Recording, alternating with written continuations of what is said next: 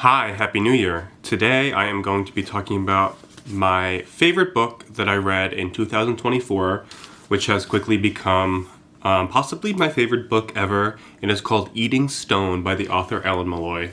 I started reading this when I lived in Florida. My friend Megan lent me her copy after I painted this picture of a goat human hybrid, and she thought that I would be interested in learning about the sheep. This book really means so much to me. I have been sitting with it since last January.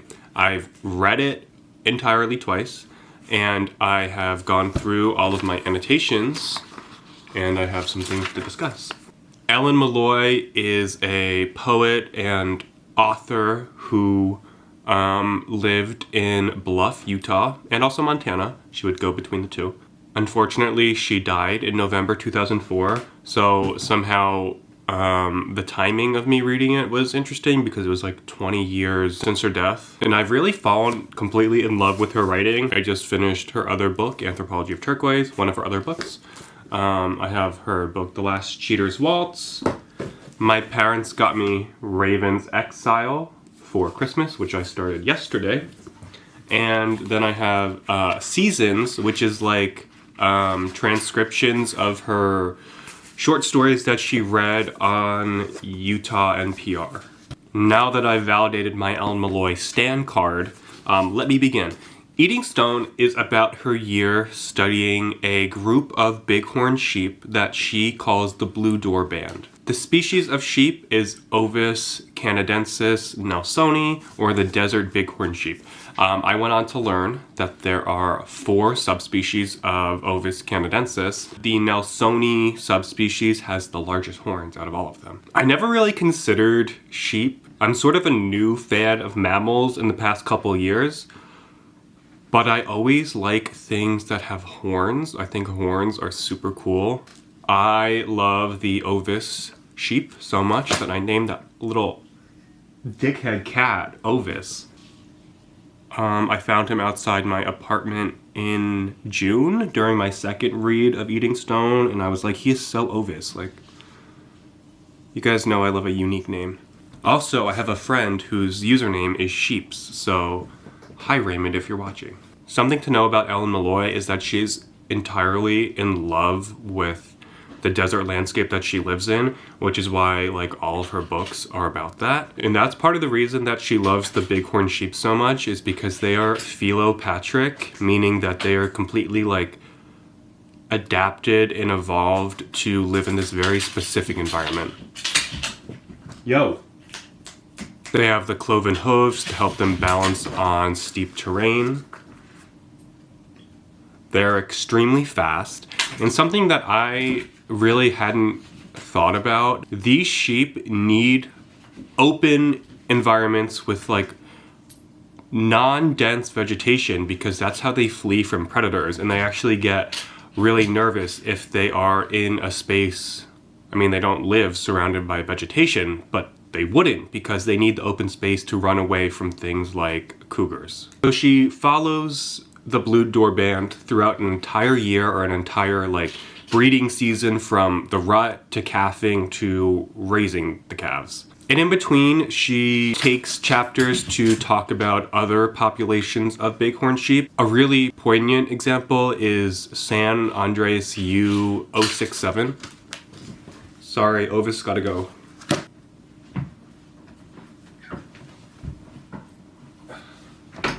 U67 is the last wild ewe that lives in the San Andres mountain range of New Mexico.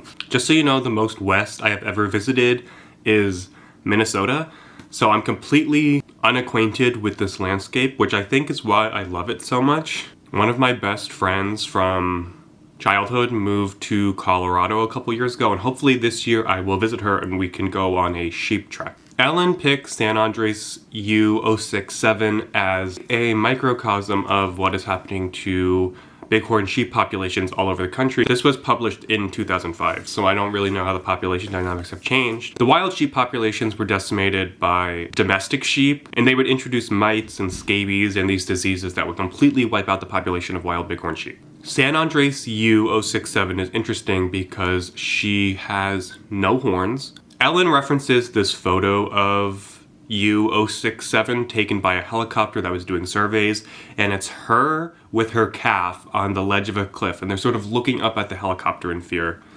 I have tried to find this photograph online. I can't. If anybody somehow has possession of this photo, please email to me at seaweedho@gmail.com, or you can just DM me on Instagram because I really want to see this photo. So if this U is the last U in the region, how did she have a calf? Scientists put out sentinel rams, males who are radio tagged. Their job is to sniff out any remaining wild sheep.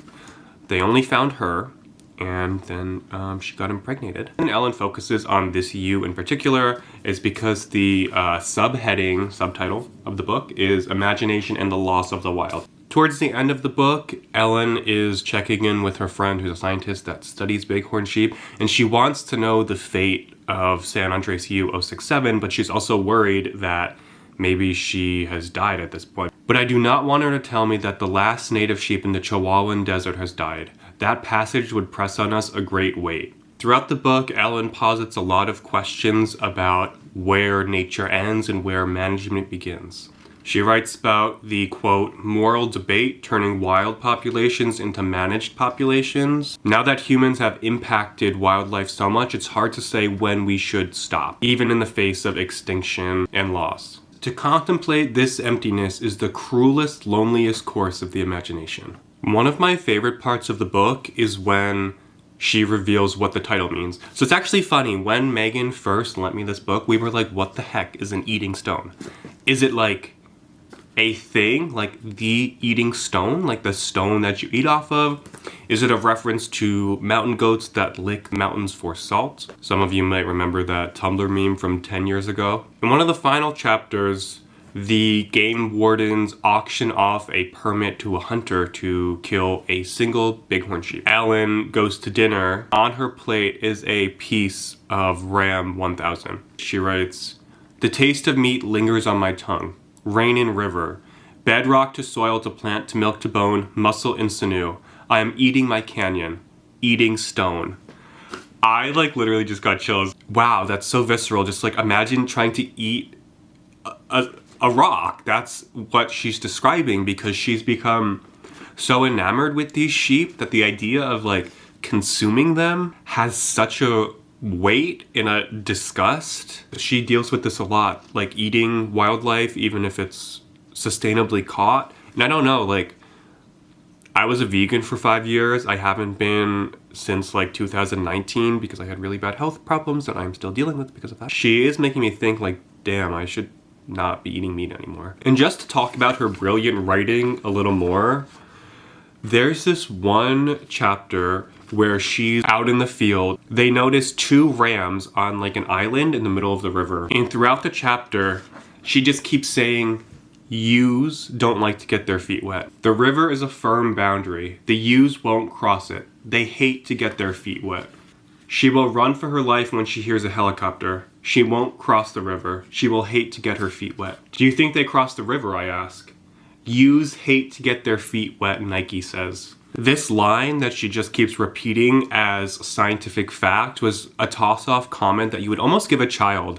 Or it's a joke comment said by her scientist friend. And I just think it's just really brilliant how she repeats that and foreshadows this conversation, because as the reader, you're just okay, I guess female sheep don't like to get their feet wet for some reason. And then it's a random line. And as I was reading that, I was wow, that's incredible. And then 70 pages later, she returns to that. For their lofty ramparts, the sheep groups peer across the blue air at one another. Maybe they want to just sail right off. Yet they rarely come in contact with one another. Perhaps one of those, quote, they don't like to get their feet wet explanations might do. She even returns to the point and is yeah, this is what I was doing.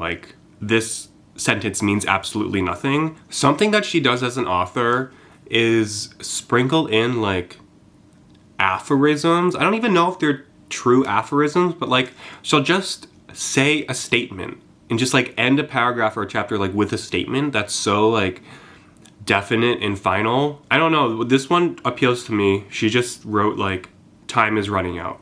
She has this motif of church in like the first portion of the book, recounts a story of her waking up in the middle of the night and going to scare a flock of geese that's being hunted. And I believe that's where she says time is running out, and she keeps saying, I'm gonna be late for church, I have to go to church. And I love this scene. She like crawls on the ground through the canyon, and it's this flock of Canada geese, and in the flock there is one domestic goose that has joined them, so it's just like white and it's illuminated by the moonlight, and the hunters can see where the geese are. She scares them and they all alight into flight in the night, and it's just like, wow. I actually have some of my favorite lines written down. On page 139 she says, "This light is why I stay so long." Page 23 she says, "I run my hand over my hair to understand the touch of sun on the bighorn's back." Hello? My favorite line in this entire book, which is just so evocative, and I think I particularly love it because I read it while I was still in Florida on like the western flank of the Everglades. I had just visited Fakahatchee Strand State Park, which is the largest state park in Florida, and we were surrounded by alligators and cypress trees. You know, actually I don't know if there were cypress trees, but we did go to Cypress, Big Cypress. Anyways, page 119. "Monsters prefer swamps so that they can drip." It's just so evocative and incredible, and honestly, I might get that line tattooed somewhere because it's just so encapsulating of why I love this writer so much. The only writer whose bibliography I have read entirely is Ruth Ozeki. I guess a close second would be Simon Winchester, but I listened to him on Audible. He's a historian and a science writer, but way different than Alan Meloy. He's not like stuffy and boring, which by the way, I love a stuffy and boring text. He's really good at like weaving in seemingly unrelated topics in like a very long extended paragraph that's really just a giant sentence. Whereas Ellen has a lot of those like little short aphoristic sentences that I mentioned. Her ability to connect to the landscape is something that I value almost more than anything else. And her ability to be so candid, and also so like scientifically specific at points is really admirable. Being with these wild animals was like prayer, a meditation that ranged from dopey to dreamy to absorption so profound it stopped my blood. Desert space is space that is felt, completely and with certainty. Out here, I feel like a small dot in a big voyeur. Like, think of that. Think of that perspective shift. Out here, I feel like a small dot in a big voyeur. I love at one point, when she's out in the field with her biologist friends, she describes them as counting sheep. Because, like, that's a nursery rhyme. Like, babies count sheep to fall asleep. I mean, this book is so incredible. I really implore you guys to read it.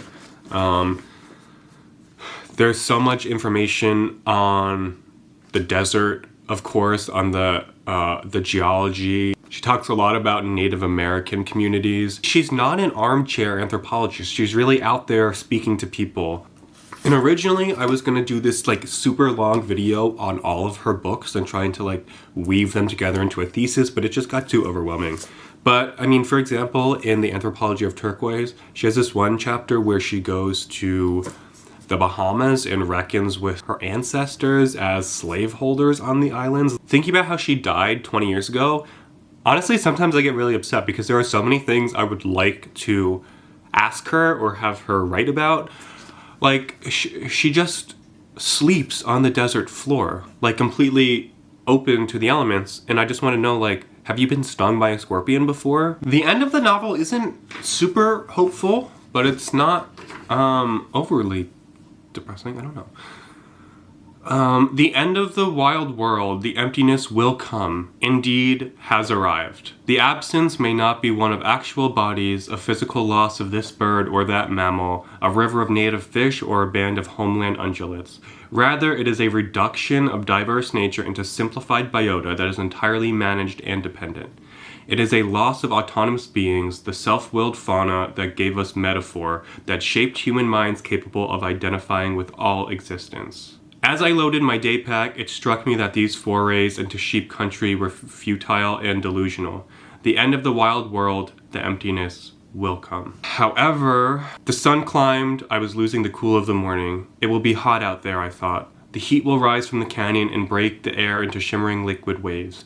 Across the stone, in gates and patterns older than time, the fine-limbed, amber-eyed animals will move.